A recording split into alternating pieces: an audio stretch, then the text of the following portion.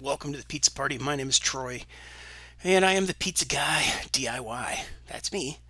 And I have a website called troysweb.com. I have a bunch of different YouTube channels where I'm going to put my content into buckets because I do different things, but YouTube doesn't show me to the appropriate people, apparently. I don't know.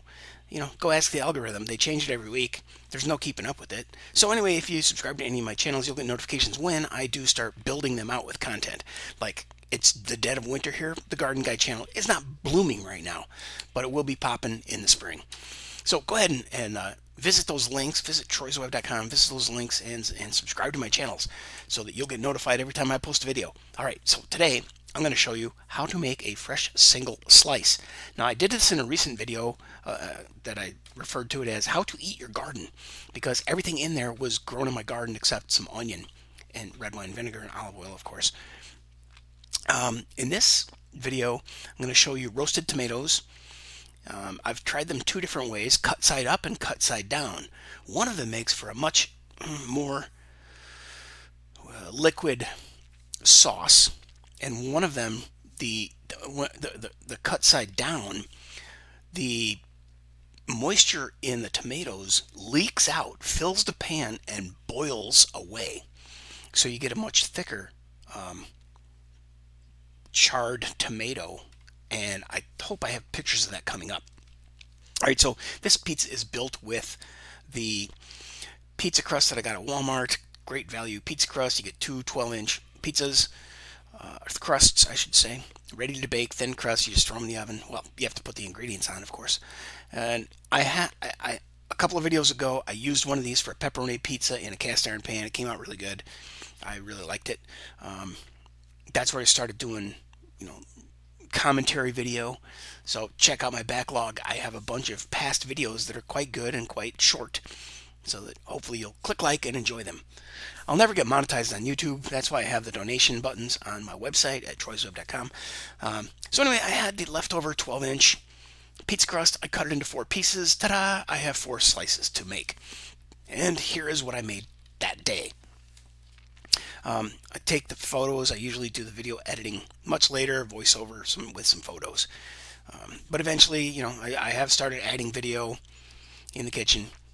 And this is nothing more than, the roasted garden tomatoes, some cheese, and pepperonis. And I've had 3 different varieties of pepperonis, the little Hormel kind and the Great Value. They're almost identical. They're really only like 1.25 inch, little real thin discs, and they cup quite nicely on a pizza. Then I got the deli sandwich style pepperonis from a different store, not Walmart, a nicer store that we have in town with a nicer deli. And in fact, they have a great meat department. It's just a little pricey, but the deli sandwich slices were very, very good. And then later I found some premium pepperoni near the the cheese counter in Walmart Superstore. So anyway, I've been trying that. I've tried, in this case, I tried, this is whole milk mozzarella from a block that I think I cut into blobs or chunks. I didn't run it through the cheese grater that I have. But, you can hear it again, right? Do it yourself. Fool around, find out. Do something, even if it's wrong. It's really never going to be wrong unless you burn the life out of something. You're going to have a good time. So here is an example of the tomatoes cut side up. And you notice a bunch of bell peppers and some white onion and some minced garlic because I didn't have any fresh garlic. I used the stuff out of a jar. But then I filled in the gaps, right? There's a big gap in the center here, but then I kept cutting tomatoes. And, I got tomatoes coming out of my ears in the summer. It's a wonderful problem to have. You also notice some whole cherry tomatoes blobbed in there. Man, those things are little flavor explosions because they're going to cook in here. They're going to split. They're going to drain a little bit of their juice inside. They're going to become concentrated tomato flavor. And then when you get one on your pizza, it still has quite a bit of juice inside, and it just explodes in your mouth. It's fantastic. And then the little peppers, I dice these up when I take this out of the oven. And then I get it into a mason jar. Here it is with some seasoning on it. That's just salt, pepper, crushed red pepper, black pepper, sea salt, and probably granulated garlic or garlic powder. Then I throw it in the oven and I leave it in the oven. And you can notice on the bottom there's a bunch of liquid that boils out of the tomatoes because I'm running this at 425, I think, 400 or 425 in the oven. So naturally, any liquid in there is going to boil, right? Boiling point is what, 212 Fahrenheit, if I recall correctly. Um, yeah, paper burns at Fahrenheit 452, but boiling water, I think, is 212. So here it is after I let a lot of that juice boil and it evaporated. I left the oven cracked for a minute and I let some of that moisture escape, and then I would close the door again. Set the timer for 10 minutes, take a peek. Everything looked good. Man, look at that. Got a little char flavor on everything, but those bell peppers were fantastic, dude. And now here's an example with the cut side down. And you'll notice in the next picture, the skin's got a lot more color. Um, in this instance, I used I think it's a quarter baking sheet. I think it's about 11 by 17 or 12 by 18. Um, can't remember. But then I have a wire rack, and I put these guys on a wire rack, and I put a paper towel down on the bottom. This was not a good idea. I should have just put the tomatoes directly.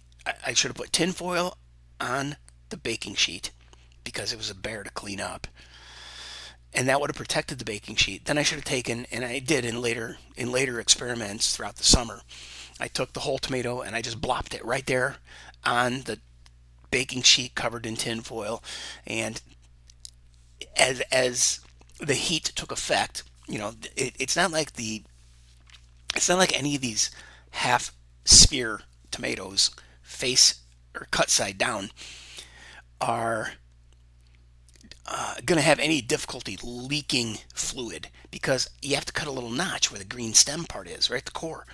So each half has a leakage point, and they filled the pan with liquid, but that liquid boiled away. And I got some pretty good, really good tomatoes here. And in this case, I decided since they were up like that, I grabbed my tongs and I started peeling off the peels, right? I would just pinch. Oh, you can't see my hand. I'm reaching out the screen trying to touch the tomato. um, but I would just use some tongs because the tomatoes were really hot. And I would pinch that brown, that dark spot, and then the skin just slid right off, and I plopped it into the corner pile up here. And then I had a whole tomato that I threw in the mason jar. There's a close-up of the tomatoes with skin, and then actually this one at the top has got the skin partially pulled off. There were occasions where I had to grab use the tongs and my fingers and peel that skin off. But ultimately, there's a pile of dead or unused tomato skins, and then a jar of tomato sauce right out of the garden. Well, out of the garden into the oven. So I whipped out one of the pre-made pizza crusts because I haven't ventured into making my own pizza crust yet. Although, at the time of this video, I've got about 5 or 8 more videos that are like 3 or 4 months old. And just this weekend, I made a pizza with a store-bought pizza dough. So apparently, there's a company called It'll Be Pizza, IT''LL. It'll Be Pizza. It's a really lame name, but it will be pizza. There's also a company called Pizza Boy that you might be able to find if you just go on YouTube and search for, or go on the internet and search for frozen pizza dough balls or pizza dough ball. Apparently, some of the fancier stores actually they make their own pizza crust and they form it into balls and they put it in a bag and then they put it on the shelf. And you buy it, you take it home, you take it out of the bag, you leave it on the counter, it puffs up because the yeast it has freedom, it's not inside the bag anymore. And the yeast will puff up, so you smash it down, and then the yeast puffs back up. And yeah, it's a whole thing, dude. But I did that, I made an incredible, I've done it twice now. I used the basil crust once and the white crust because they didn't have the garlic crust. And phenomenal. That's coming up soon. Stay tuned. So here I threw my. Oh, I already covered some of this. So I took one of these pizza crusts. I threw it into the cast iron pan. Right? Oh no, I didn't.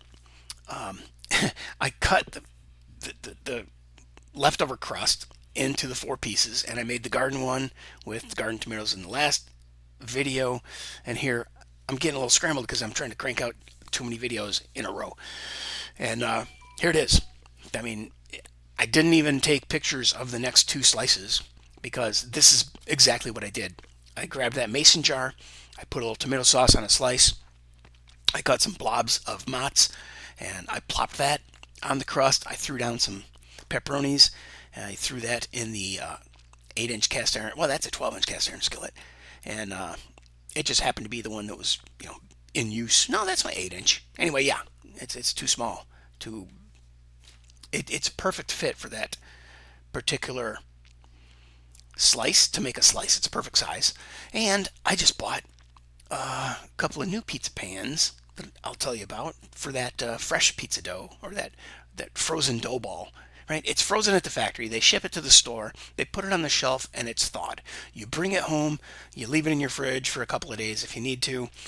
I just kind of screwed up. I left it in there for 2 weeks, and they told me that your yeast probably died. Or I read, that the yeast is probably not going to react real well. It came out, it fluffed up, dude. It fluffed up way more than I wanted it to. I wanted it a much thinner crust pizza. But I digress. Yeah, I was just doing it myself. I was fooling around to find out. I was doing something, even if it was wrong, and none of it has been wrong yet, except some of the burned pizzas that you'll see eventually. Keep watching the channel. Tons of more content coming. Subscribe, like, share, comment, and keep coming back. I appreciate it.